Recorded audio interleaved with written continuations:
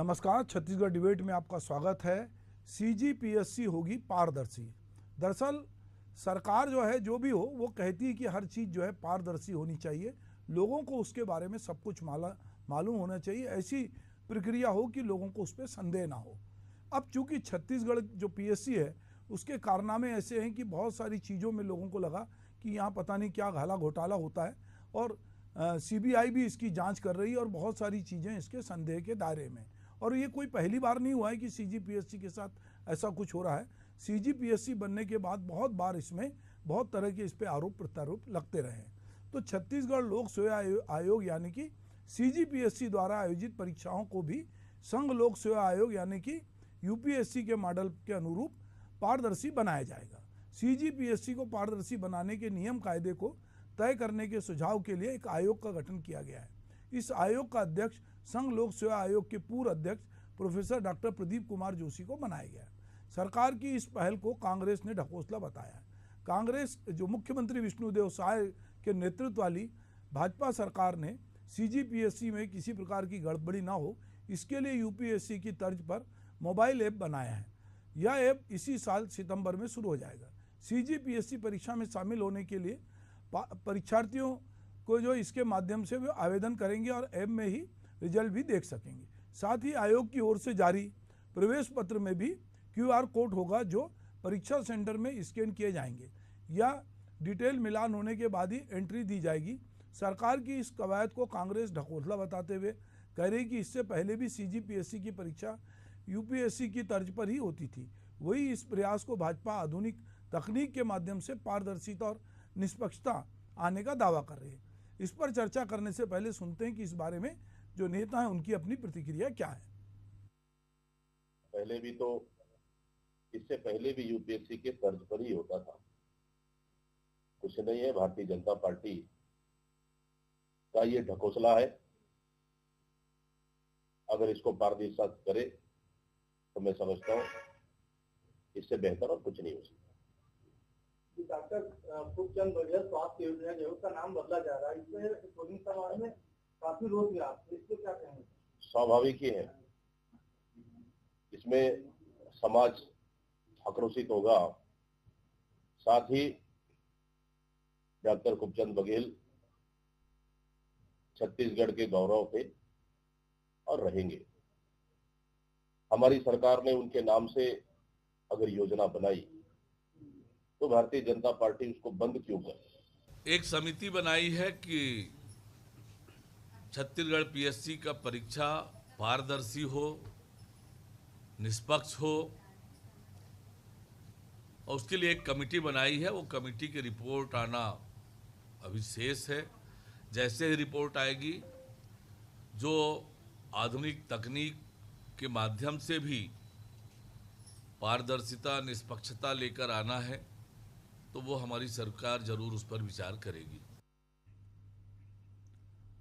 तो सरकार जो है सीजीपीएससी को पारदर्शी बनाने के उपाय कर रही है और यूपीएससी की तर्ज पर सारी व्यवस्थाएं करने की बात कर रही है। इसको लेकर लोग कह रहे हैं कि पहले भी इसी तरह की व्यवस्था थी, अब इसमें नया क्या है, एक ढकोसला है। तो चलिए इस मुद्दे पे हम बातचीत करेंगे। हमारे साथ बातचीत के लिए हमारे स्टूडियो में भाजपा के प्रवक्ता वासु शर्मा जी, उनका स्वागत है। मेरे सहयोगी सिकंदर हैं, उनका भी स्वागत है।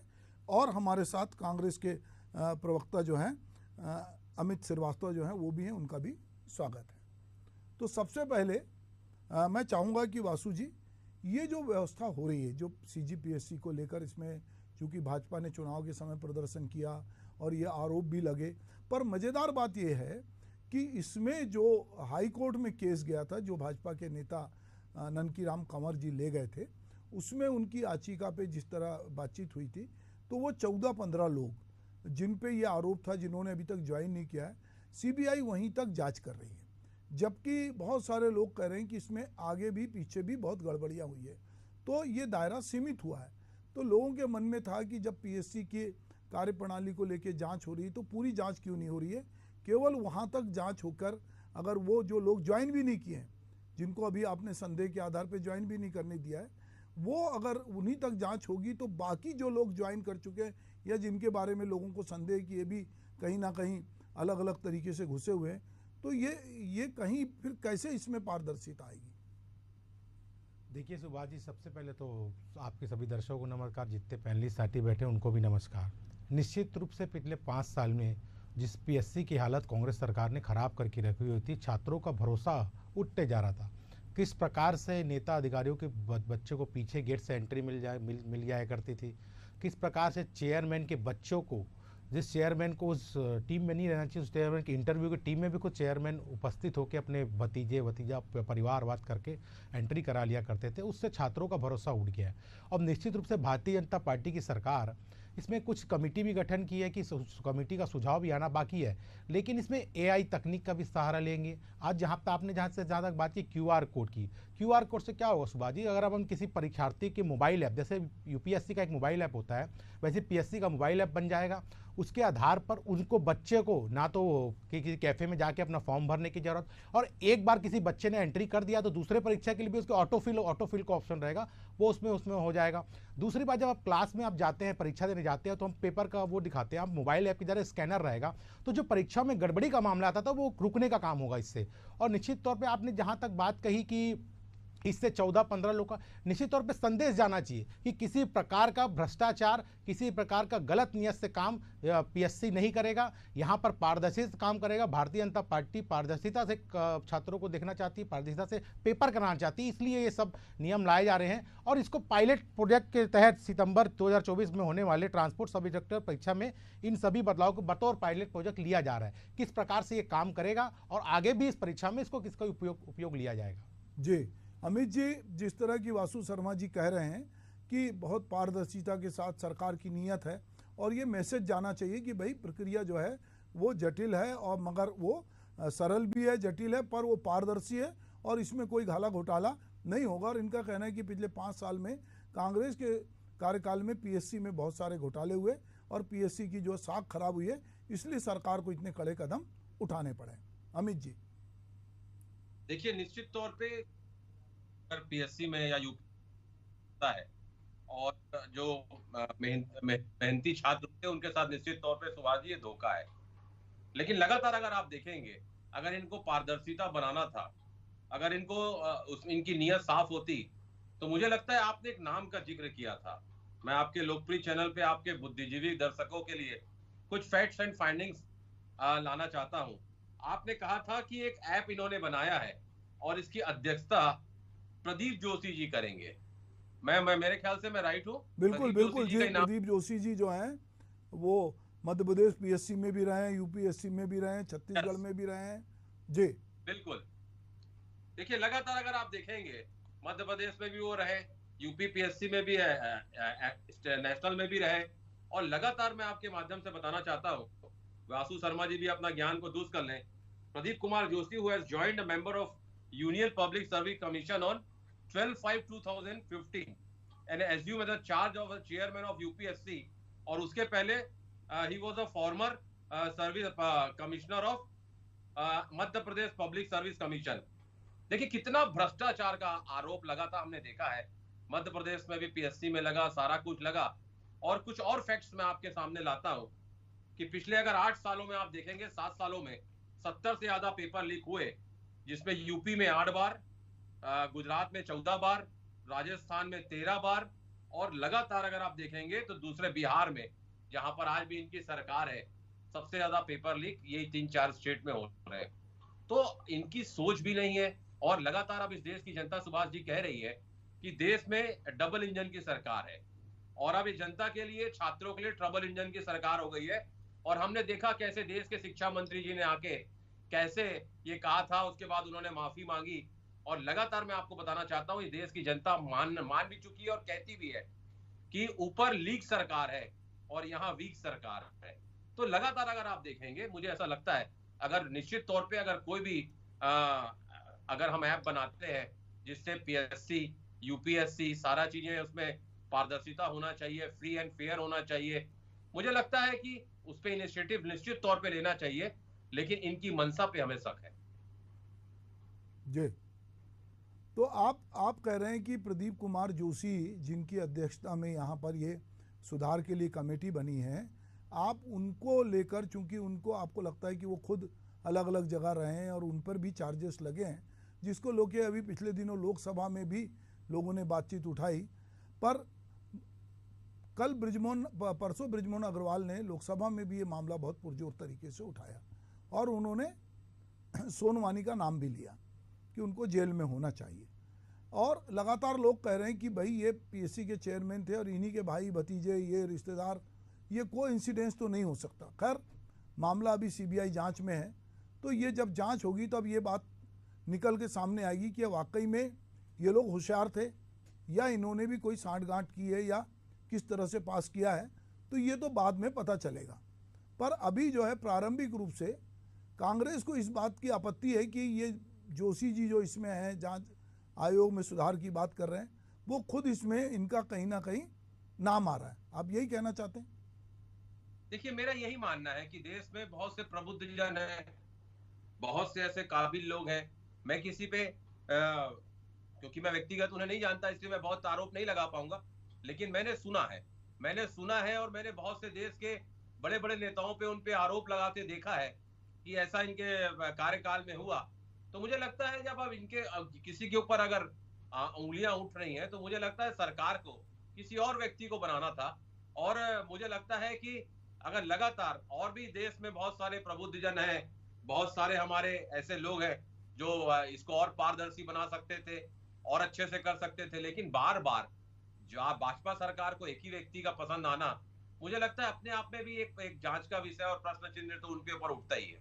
जी चलिए, कोई बात नहीं। हमारे सहयोगी के सिकंदर हैं। सिकंदर, ये जो पीएससी की परीक्षाएं, जो भी परीक्षा होती है, अभी परीक्षाओं की विश्वसनीयता, पारदर्शिता को लेके बहुत सवाल हो रहे हैं और मामले घूम फिर के हाई कोर्ट, सुप्रीम कोर्ट में जा रहे हैं और बार बार मन में एक संदेह, जो कॉम्पिटिटिव एग्जाम में बैठते हैं या परीक्षा में बैठते हैं, उनके मन में संदेह होता है कि कहीं पेपर आउट होता है या कोई भाई भतीजावाद होता है या कोई पिछले दरवाजे से लोगों की एंट्री होती है। तो ये जो संस्थाएं हैं, यूपीएससी पे लोगों का फेथ है कि यूपीएससी में चीज़ें होती, पर अभी उसको लेकर भी कुछ लोगों ने सवाल उठाए हैं। अब ये मध्य प्रदेश पीएससी के बाद छत्तीसगढ़ पीएससी को लेकर और व्यापम को लेकर भी पहले बहुत सारे सवाल उठे हैं, नीट की परीक्षा को लेकर भी सवाल उठ रहे हैं। तो क्या लगता है आपको कि ये जो कह रही सरकार कि हम इसको पारदर्शी करना चाहते हैं, ऐप के माध्यम से अब होगा और गड़बड़ियाँ रुकेंगी, तो किस हद तक आपको लगता है कि गड़बड़ियाँ क्या हैं और किस तरह से इसको रोका जा सकता है? परीक्षाओं में गड़बड़ियाँ आम बात हैं, वो बचपन से, चूँकि हमारे यहाँ क्या है कि नींव ही गलत है बच्चों की। हम अभिभावक एक ज़माने में अपने बच्चे से पूछा करते थे कि कितने अंक मिले या कैसी पढ़ाई हुई। आज ये बात ख़त्म हो गई है और हमारे अभिभावक पूछते हैं कि चीटिंग हुई कि नहीं हुई। जब सवाल गलत होंगे और जब हमारी पूरी सोच गलत हो जाएगी, तो उसका परिणाम ये होगा कि सबसे अच्छा मेरा बच्चा। अब इस सबसे अच्छा मेरा बच्चा के चक्कर में परीक्षाएं लीक भी होती हैं, उसमें गड़बड़ियां भी होती हैं। छत्तीसगढ़ में जो सीजीपीएससी की जो परीक्षा हुई, इसमें जो पिछली बार जो गड़बड़ी आई, उसमें यही आया कि अधिकारियों ने अपने बच्चों को स्थान दिलाने का प्रयास किया। अब ये होगा कि यह स्थान कैसे मिला, तो इसका एक नियम, एक प्रक्रिया है। अगर उनकी कॉपी जांचेंगे तो कहीं भी गड़बड़ी नहीं मिलेगी, क्योंकि रोल नंबर पहले से बता दिया जाता है कॉपी जांचने वाले को कि इनको पास कर देना है। अब उनको पास कर दिया गया। नियत पर संदेह तब हुआ जब उस बच्चे का नाम के साथ उसकी पूरी टाइटल नहीं लिखी गई और इससे पता चला कि ये कौन सा व्यक्ति है। क्योंकि निश्चित रूप से कुछ लोगों ने अगर लाभ उठाया तो हो सकता है कुछ लोगों को उसका लाभ नहीं मिला हो, तभी भेद खुलता है। तो इस परीक्षा में भी भेद इसी तरह से खुला। रह गई बात परीक्षा में पारदर्शिता की, तो आरोप तो सब पे लगते रहते हैं। कोई भी व्यवस्था और संस्था आज आरोपों से वंचित नहीं है। हमें सबसे पहले समाज के अंदर इस तरह का माहौल पैदा करना पड़ेगा कि परीक्षा के प्रति हमारी सोच बदलनी होगी। हम जब बच्चों से सीधा सवाल करेंगे चीटिंग हुई कि नहीं हुई, कॉपी देखकर लिखने का तुम्हें मौका मिला कि नहीं, जब गार्जियन परीक्षा सेंटर तक जाएंगे बच्चों को ये दिखाने के लिए, उसको चीटिंग पहुंचाने के लिए, उस पेपर लीक कराने के लिए, तो परीक्षा पारदर्शी कैसे हो सकती है? तो परीक्षा को पारदर्शी बनाने के लिए सबसे पहले समाज के स्तर पर बदलाव बहुत ज़रूरी है। हमें अपने बच्चों को पढ़ाई शिक्षा अच्छी मिले, इसका प्रबंध होना ज़रूरी है। आजकल तो स्कूल कॉलेज कोचिंग का हालत भी ये है कि स्कूल फीस ले रहे हैं और फीस लेने के बाद उसके पास होने की गारंटी ट्यूशन से मिलनी है। तो इस तरह के शिक्षा के माहौल में ये व्यवसाय बन गया है, और जब व्यवसाय बन जाएगा तो उसमें करप्शन आएगा, चूँकि वहाँ पैसा कमाना उद्देश्य है। और आज के समाज में ये भी है, डॉक्टर चाहता है कि मेरा बच्चा डॉक्टर बन जाए, इंजीनियर चाहता है मेरा बच्चा इंजीनियर बन जाए। राजनीति में भी यही चीज़ है, हर बच्चे वहाँ भी जो है वंशवाद की स्थिति है, सभी चाहते हैं कि मेरे बच्चे। तो जब तक मेरा बच्चा सबसे अच्छा की प्रवृत्ति बनी रहेगी तो परीक्षाओं में पारदर्शिता बहुत मुश्किल है। और रह गई बात व्यवस्था किसको बनाना है, व्यवस्था तो उन्हीं अधिकारियों को बनाना है। नियम तो आज भी हैं, कानून आज भी है, उसका पालन कौन करेगा और पालन कौन करवाएगा।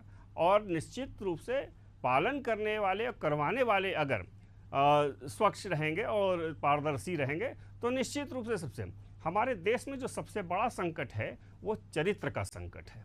जब तक चरित्र में सुधार नहीं होगा हम इस संकट में कोई बदलाव नहीं कर सकते हैं। हम कैसे कह दें कि नए कानून आने के बाद उसको पालन करवाने वाला व्यक्ति ईमानदार होगा, इस पे सवाल है।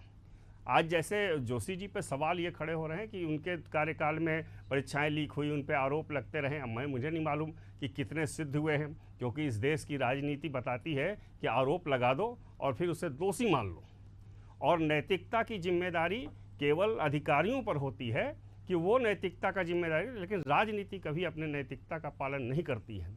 तो इसलिए राजनीतिक बहस का विषय नहीं है, ये सामाजिक शैक्षणिक हमारे देश के भविष्य का विषय है। नहीं सिकंदर, बात वो नहीं है, बात ये हो रही कि यूपीएससी की तर्ज पर ये परीक्षा होगी, इसमें क्यूआर कोड होगा, ऐप होगा, लोग स्कैन करेंगे। ये मतलब तकनीकी स्तर पर ये बातचीत हो रही है कि ऐप के माध्यम से बहुत सारी चीज़ों को रोका जाएगा, क्यूआर कोड होगा। अभी हमारा कहना है कि अभी भी ओआरएम सीट होती है, कोई वो उस तरह लिखता नहीं है, उसमें बहुत सारी चीज़ों में परीक्षाओं में टिक करते हैं, वो भी स्कैन होता है। क्यूआर की सीट में भी ये नहीं होता कि किसका रोल नंबर क्या है। अभी भी जो प्रक्रिया है उसमें भी बहुत सारी गोपनीयता बरती जाती है। अगर पूरी प्रक्रिया को देखा जाए तो ये तक नहीं पता होता है कि पेपर कहाँ बन रहा है, कौन सेट कर रहा है, कौन से मतलब उसमें पैनल में कौन बैठेगा। लास्ट मोमेंट में ये तय होता है कि इस पैनल में ये बैठेगा, इस पैनल में मतलब पीएससी या यूपीएससी में लास्ट मोमेंट तक लोगों को नहीं पता होता। पर बात जब आती है कि ये पैनल बनाने वाले तो आदमी ही हैं, वहीं के पदाधिकारी हैं। अगर चेयरमैन ही पैनल बना रहा है या वहाँ जो क्यूआर कोड है उसको लोग अपने ढंग से डील कर रहे हैं या किसी को पहले ही पता चल जा रहा है, तो ये बहुत सारी चीज़ें हैं जिसको लेकर सवाल है। और अचानक से ये भी देखा जा रहा है कि आगे पीछे के रोल नंबर कौन से हैं, उनको क्या नंबर मिला। सीबीआई जांच में बहुत सारे बिंदुओं को लिया गया है। पर मैं जो बात कह रहा था कि ये जो जांच हो रही है, ये जांच सिर्फ अभी जो ननकी राम कंवर की याचिका थी उसके आधार पे सीबीआई कर रही है, जबकि बात ये हो रही है कि पिछली परीक्षाओं में भी, चाहे वो भूपेश बघेल की सरकार के समय हो, चाहे डॉक्टर रमन सिंह के समय की हो, डॉक्टर रमन सिंह के समय भी जो लोग सिलेक्ट हुए थे उनके सिलेक्शन को भी चुनौती दी गई थी और वो मामला अभी सुप्रीम कोर्ट में लंबित है और स्टे मिला हुआ है। तो ये बहुत सारी चीज़ें। अमित श्रीवास्तव जी, थोड़ा आप हाथ खड़ा कर रहे थे, आप बताएं कि आप क्या कहना चाहते हैं। देखिए, निश्चित तौर पे सुभाष जी, जब अभी मैं सिकंदर जी की बातों को सुन रहा था लगातार, तो मैंने जैसा आपसे कहा कि इस पे कुछ रिसर्च मैंने किया है और लगातार मैं आपको बताना चाहता हूं कि 5 साल पहले इस पूरे कमेटी के लिए जिनको हेड बनाया गया है प्रदीप जोशी जी, कि ये पारदर्शिता लाएंगे, तो मैं आपको बता दूं कि पहले 5 साल वो मध्य प्रदेश एमपीपीएससी के भी चेयरमैन रहे और व्यापम घोटाला भी इनके ही कार्यकाल में हुआ था। और उनके ऊपर एक और आरोप लगा है, मैं आपको बता दूं, irregularities of recruitment of professor in 2009 during Joshi ji की टेनओवर में। अब लगातार मैं आपको बताना चाहता हूं कि उसके बाद इनको यूपीएससी का भी बना दिया गया और नीट लगातार जिस प्रकार से अभी हमने देखा कि नेशनल टेस्टिंग एजेंसी एनटीए द्वारा आयोजित नीट की परीक्षा जो रद्द कर दी गई, लगातार हो रही परीक्षाएं जो रद्द होती गई, उसके प्रमुख भी प्रदीप जोशी जी जो सवालों के घेरे में थे। अचानक से परीक्षा को सही ढंग से जिनको आयोजित करना था, जिनके ऊपर उसकी जिम्मेदारी थी, उन पर कार्रवाई के बजाय सरकार ने उन्हें जांच कमेटी की कमान सौंप दी। मतलब इतना परोपकार, इतना ट्रस्ट, इतना विश्वास एक ही व्यक्ति पे क्यों? मुझे ये चीज समझ में नहीं आता। और अब फिर से छत्तीसगढ़ में उनको कमान देना, मुझे लगता है सरकार की नीयत पे निश्चित तौर पे प्रश्न चिन्ह है और सरकार चाहती ही नहीं है कि इसमें पारदर्शिता आए। मैं सीधा सीधा आपके लोकप्रिय चैनल के माध्यम से कहना चाहता हूं कि किसी दूसरे व्यक्ति को तत्काल बनाया जाए और उसके अध्यक्षता में सारी चीजों को जिसमें इरेगुलरिटीज हुई है या उससे बचने का जो भी इनके पास सॉल्यूशन है, सारा समाधान उस पर एक्टिव किया जाए और ताकि बच्चों का हमारे प्रदेश के बच्चों का भविष्य सुरक्षित हो सके। और आपने अभी एक घटना का जिक्र किया था कि 2 दिन पूर्व आदरणीय बृजमोहन अग्रवाल जी ने प्रश्न उठाया था। मैं आपके लोकप्रिय चैनल से, आप बड़े, हम सब आपका बहुत सम्मान करते हैं सुभाष जी, मैं बड़ी जिम्मेदारी के साथ कहना चाहता हूं क्योंकि छत्तीसगढ़ के नौनिहालों का, छत्तीसगढ़ के भविष्य का यह सवाल है। जिसने भी गलत किया हो, मैं फिर से इसको कोट कर रहा हूं, जिसने भी गलत किया हो उसके ऊपर सख्त से सख्त और कठोर से कठोर कार्रवाई करना चाहिए। और अब तो इनकी डबल इंजन की सरकार है, वहां पर भी यहाँ पर भी आरोप लगाने से नहीं होगा। जो व्यक्ति गलत किया है उसके ऊपर सख्त से सख्त और कठोर से कठोर कार्रवाई करना चाहिए, चाहे वो व्यक्ति कितना बड़ा भी हो। क्योंकि मैं फिर कह रहा हूं कि जो व्यक्ति मेहनत करता है, किसान का बेटा मेहनत करता है, लोगों का बच्चे मेहनत करते हैं, माँ बाप के उनमें खाप जुड़ रहते हैं, बच्चा मेहनत करता है, कई की एज निकल जाती है, कई मैटर हाई कोर्ट पहुंच जाते हैं और वो बच्चा सेलेक्ट नहीं हो पाता। तो मुझे ऐसा लगता है कि लगातार जिस प्रकार से बच्चे मेहनत करते हैं, सालों साल मेहनत करते हैं, उनको उस मेहनत का फल मिलना चाहिए। और उस पर अगर कोई हर्डल्स करता है, मैं फिर आपके लोकप्रिय चैनल के माध्यम से मांग करता हूं उसके ऊपर सख्त से सख्त और कठोर से कठोर कार्रवाई करना चाहिए, ताकि एक कहते हैं ना कि वो लैंडमार्क फैसला बने। ठीक है अमित जी, जो आपकी भावना है, मुझे लगता है कि जो भाजपा सरकार है वो उसी दिशा में, चूंकि उसने ताबड़तोड़ चुनाव के पहले प्रदर्शन भी किए थे युवकों को, और सत्ता में आई तो उन्होंने कड़े निर्णय लिए, सीबीआई को मामला दिया। तो मुझे लगता है कि सरकार इस दिशा में सोच रही होगी। पर जो मन में आपकी आशंका है, तो हमारे साथ भाजपा के प्रवक्ता वासु शर्मा जी हैं।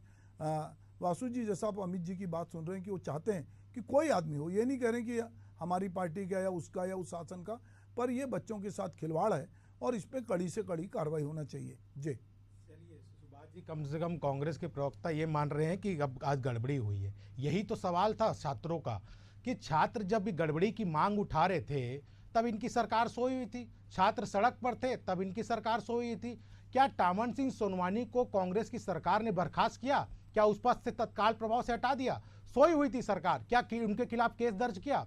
जब भारतीय जनता पार्टी ने प्रदर्शन किया, छात्रों ने प्रदर्शन किया, तब कांग्रेस सरकार के कान में जू रहेगा। उसके बाद भी कुछ नहीं किया। जब भारतीय जनता पार्टी की सरकार आई और भारतीय जनता पार्टी की सरकार ने चुनाव के पहले कहा था हम सीबीआई जांच के आदेश देंगे और सीबीआई जांच हो रही है। लेकिन टामन जैसे ये कह रहे हैं, तो टामन सिंह सोनवानी कौन से दूध के दूल्हे थे? कितने विभाग में भ्रष्टाचार के आरोप, जो पूर्व में विभाग में थे, तो कितने विभागों में भ्रष्टाचार के आरोप था और किसके करीबी थे, ये छत्तीसगढ़ की जनता अच्छे से जानती है। क्यों उनको पीएससी में बैठाया गया और किस प्रकार से उनके परिवार को लोगों की एंट्री हो गई, ये भी छत्तीसगढ़ की जनता जानता है। इसको भी कांग्रेस के लोगों को बताना चाहिए। ये क्यों छुपाते हैं? आपने जो किया वो आप छुपाते हैं और दुनिया भर की बातें बताते हैं। निश्चित तौर पे भारतीय जनता पार्टी और कांग्रेस सरकार में डिफरेंस ही यही है सुभाष जी। हमारी देखिए, हमारे ऊपर में भी एंटी नीट का पेपर लीक हुआ, जैसे जो भी हुआ उसमें हमने तुरंत कार्रवाई करते हुए एनटीए के डीजी को हटा दिया, हाई पावर कमेटी का किया, रातों रात कानून बना दिया। क्या कांग्रेस की सरकार ने, जैसे ही कांग्रेस को पता लगा, पहले तो कांग्रेस की सरकार नकार रही थी, ऐसा कुछ भी नहीं हुआ है, कुछ भी नहीं हुआ, यहाँ पर तो कोई भी गड़बड़ी नहीं है। लेकिन छात्रों की भविष्य की चिंता इनको नहीं थी। जब प्रदर्शन हुए, सारे चीज हुए, तब जाके इनको समझ आया कि भाई अब कुछ करना चाहिए। लेकिन जब तक देर हो चुकी थी, छात्र इनसे नाराज हो चुके थे, वही छात्रों ने इनके खिलाफ नारेबाजी की और विपक्ष में आज कांग्रेस सरकार बैठी है। हमारी सरकार ने तुरंत उस पर कार्रवाई की और जो भी हो सकता था उसको वो किया। और पारदर्शिता इसीलिए कह रहा हूं सुभाष जी, क्यों जो छात्र सोच रहे थे कि हमको पेपर देने का मतलब ही क्या है, जब पेपर दूसरे को सिलेक्शन होना है, हम अच्छे से पढ़ लिख रहे हैं लेकिन सिलेक्शन दूसरे का होता है। तो ये पारदर्शिता उसी लिए है कि भाई आपका सारी सुविधा मोबाइल पे होगी, सारी निगरानी एआई का भी सहारा लेगा, सारे वीडियो रिकॉर्डिंग के माध्यम से पूरे रूम के वीडियो 1.5 घंटे जितने पेपर चलते हैं उसको एनालिसिस एआई करेगा। तो सारे तथ्यों पे जानकारी इस पे रहेगी, छात्र खुद उसको मोबाइल पे देख सकेगा। तो इस प्रकार से छात्रों को भी विश्वास होगा कहीं ना कहीं मैं पेपर दे के आया हूं तो पारदर्शी तरीके से पेपर हो रही है और इसका भविष्य अच्छे हाथों में है। जी अमित जी, आप कुछ कहना चाहते हैं? जी देखिए, मैं लगातार वासु जी की बातों को सुन रहा था। मैंने कब कहा कि आपको कि गड़बड़ियां हुई हैं? आपकी सरकार है, चेक करवाइए, गड़बड़ी हुई है कार्रवाई करिए। ये मैं कहते हैं ना, हम वहां भी भरेंगे तो ये करेंगे बदनाम, और एक कत्ल भी करेंगे तो उसकी चर्चाएं नहीं चाहते। और आप क्रेडिट मत लीजिए वासु जी, आई एम सॉरी टू से this, but this is a fact. आपकी सरकार ने कार्रवाई नहीं करी। 49 छात्रों ने सुप्रीम कोर्ट में याचिका लगाई थी एसएफआई के साथ। नहीं तो और उसके सरकार बाद ने आज सीबीआई जांच की आदेश सरकार ने दिया है, आपने क्यों नहीं किया? कांग्रेस सरकार को करना था, मत करिए। छात्रों के भविष्य के खिलवाड़ हो रहा तो आपको भी जांच की आदेश देनी चाहिए। सीबीआई को तो आपने बैन कर दिया था पहले के अरे मीटिंग में। आप जब बोले मैंने सुना ना, शांत होकर चलिए बोलिए अमित जी। जी मुंबई की, राजस्थान और कोलकाता की पिटीशंस को क्लब किया था सुप्रीम कोर्ट ने, और उसके बाद उसमें बताया गया था कि कैसे इसमें पूरा वो किया जाए। आपके तो शिक्षा मंत्री ने पहले ही कहा दिया था कि सब कुछ ठीक है, बाद में उन्होंने माफी मांगा था, और आज आप बड़ा श्रेय दे रहे हैं उनको कि हमारी सरकार ने कार्रवाई की। खैर, हम छत्तीसगढ़ के विषय में आ जाते हैं वासु जी। मुझे लगता है कि जिस प्रकार से आपने अभी बताया हम सीसीटीवी कैमरे लगाएंगे, मैं आपको बता दूं कि उस परीक्षा में भी एक स्वतंत्र एजेंसी से जांच होती है, नेट ने करवाया था, जिसमें 870 जगह सीसीटीवी कैमरे थे ही नहीं। और आज आप यहाँ ज्ञान की बातें कर रहे हैं। वो आप अपना थोड़ा सा ज्ञान को दुरुस्त करके आया करिए, नहीं तो मैं आपको व्हाट्सएप पे भेज देता हूँ। आगे की परीक्षा की बात हो रही है, आपकी सरकार के समय ये सब कुछ नहीं हुआ, इसीलिए तो छात्र विरोध कर रहे थे। ये सारी चीज होने चाहिए थे, आपके सरकार के समय नहीं थे, ये पारदर्शी पेपर नहीं हुआ, यही तो सवाल है आपके सरकार। बता दूं, ज्ञान को दुरुस्त करके आया करिए, पहली चीज। दूसरी चीज आपको मैं बता दूं कि लगातार जिस प्रकार से छत्तीसगढ़ के परिप्रेक्ष्य में आप इनिशिएटिव ले रहे हैं, ठीक है, आप इनिशिएटिव लीजिए, मैं आपको शुभकामना देना चाहता हूं, लेकिन जिनके कंधों पे आप डाल रहे हैं, मुझे लगता है आपको उनको चेंज करने का पुनर्विचार करना चाहिए। नहीं तो अमित जी से मेरा सवाल है, अगर आप इतनी चिंता आपको थी तो पहले आप ये सुझाव कांग्रेस सरकार को देना था कि टामन सिंह सोनवानी के ऊपर तो भ्रष्टाचार के पहले से आरोप हैं, तो क्यों उनको पीएससी का चेयरमैन बना दिया आपकी सरकार ने? आपको सुझाव कांग्रेस सरकार को देना था पहले आपने क्यों नहीं दिया है सुझाव? देखिए, किसी को पता था क्या कि कुछ होगा? आपने आरोप लगाया है, आपके पास प्रमाण है, यही सवाल मैं करना चाहता हूँ। आपने बात कबूल की, किसी को पता था क्या? नहीं, मगर यहाँ अमित जी और वासु जी, मैं ये कहना चाहूँगा कि टामन सिंह सोनवानी का पिछला रिकॉर्ड जो था, ट्रैक रिकॉर्ड यदि सरकार के पास था, या जोशी जी का ट्रैक रिकॉर्ड, या उनके समय का कोई दिक्कतें आ रही हैं, तो दोनों ही सरकारें, चाहे वो कांग्रेस की सरकार हो या बीजेपी की, आप कह रहे हैं कि साहब टामन सिंह सोनवानी, बीजेपी कह रही है कि उसका ट्रैक रिकॉर्ड था, उसको क्यों रखा? आप कह रहे हैं कि दिलीप जोशी जी जो हैं, आप उनको, वो यूपीएससी में रहे, मध्य प्रदेश पीएससी में रहे, उनका भी ट्रैक रिकॉर्ड खराब है। तो कहीं ना कहीं बात ये हो रही कि पहले भी आदमी के लेकर लोगों के मन में था, अभी भी लोगों के मन में संदेह है, और इसके बीच में सीबीआई भी है, इसके बीच में सुधार की बात भी है। तो ऐसे में कैसे पारदर्शिता आएगी जब जो उसके कर्ता धर्ता हैं उन्हीं पर लोगों को, दोनों बड़ी पार्टियां एक दूसरे पे आरोप प्रत्यारोप लगा रही? तो जी देखिए, निश्चित तौर पे आपने बहुत अच्छा प्रश्न किया। मैं एक ही चीज कहना चाहता हूं, ये बच्चों के, सरकार गुनाहगारों को क्यों बचाते रही? मैं अब आपको अभी वासु शर्मा जी ने कहा, बड़ा अच्छा, मैं आपको बता दूं, 4000 जगह ऑब्जर्व जो कमेटी होती है एनटीए ने ऑब्जर्वेशन के लिए भेजा था। मैं आपको बता दूं सुभाष जी, बड़े अच्छे आंकड़े हैं ये, और आपको मैं बता दूं 186 जगह में 2 सीसीटीवी कैमरे होने चाहिए जहां एग्जाम होता है, हर जगह, चाहे वो एमपीपीएससी हो, यूपीपीएससी हो, छत्तीसगढ़ पीएससी हो, 2 कैमरे होना चाहिए ताकि सारी चीजें वहां पर रिकॉर्ड होते रहे। दोनों जगह दो कैमरे छोड़ दिए, 1 कैमरे भी नहीं लगे थे 186 जगह में। 68 जगह स्ट्रांग रूम में सिक्योरिटी गार्ड नहीं थे, सिक्योरिटी गार्ड होना इज मस्ट, नहीं थे। उसके बाद 83 जगह बदला हुआ स्टाफ। देखिए, जब एग्जाम होता है तो लोगों को ट्रेन किया जाता है कि आपको कैसे ऑपरेट करना है, कैसे एग्जाम लेना है, तो उनका सारा वेरिफिकेशन होता है। वेरिफिकेशन होने के बाद जब वो उस कमेटी ने, जिसे कहते हैं थर्ड पार्टी ऑब्जर्वर बना के उनको भेजा था, और लगभग आपको मैं बताना चाहता हूं कि शायद सारे जगह बायोमेट्रिक सेंटर होता है, उससे उनको कनेक्ट करना था, लेकिन 83 जगह बदला हुआ स्टाफ था। मतलब उनको ये अमित जी, मैं आपकी बात से सहमत हूं, आप जो आंकड़े लाए हैं, क्योंकि पारदर्शिता की बात हो रही, जो गलतियां पूर्व में हुई हैं, हम समझते हैं कि जब पीएससी में सुधार की बात होगी, और ये जिस तरह की बात कर रहे हैं, तो जो पिछली गलतियां सामने आई हैं उनको चाहे सरकार किसी की वो दुरुस्त करेगी, क्योंकि छात्रों के भविष्य से ये मामला जुड़ा है। मैं चूंकि समय हो रहा है तो आपसे आज्ञा चाहूँगा। नमस्कार।